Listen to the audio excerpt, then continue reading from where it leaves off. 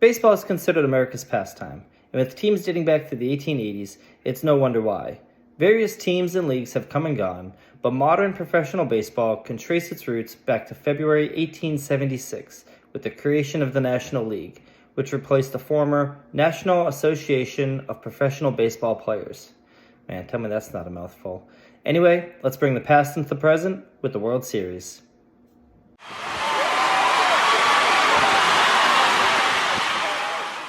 As leagues came and went, none could truly be world champions since they didn't play each other.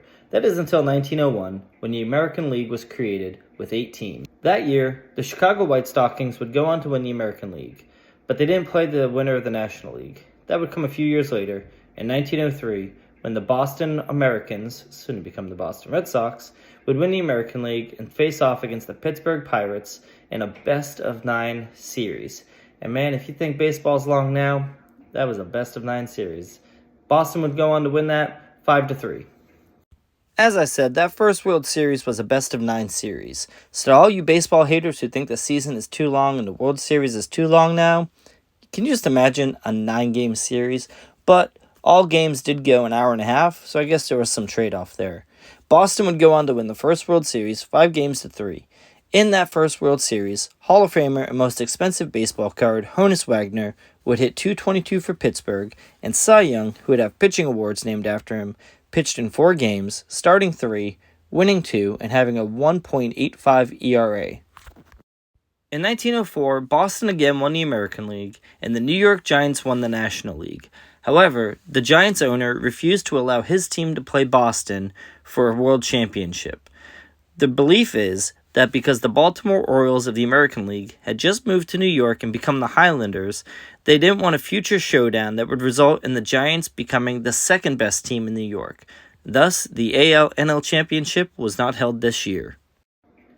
The following year, the Giants would again win the National League, and this time, after having a change of heart, would go on to play the winner of the American League, the Philadelphia Athletics, in a best-of-7 series.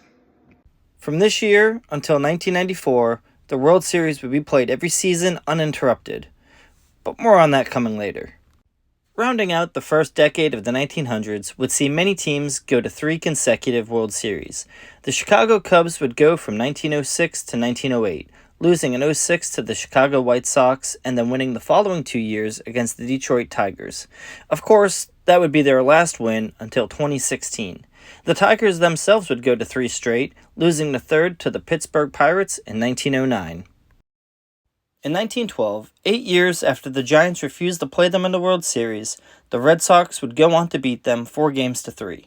Fun fact, 1912 was also the year Fenway Park opened and the Titanic sank, ironically, both in the same month.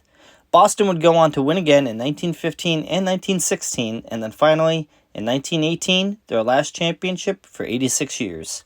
Then came one of the more infamous scandals in baseball, the Black Sox. In 1919, the Chicago White Sox would again make it to the World Series.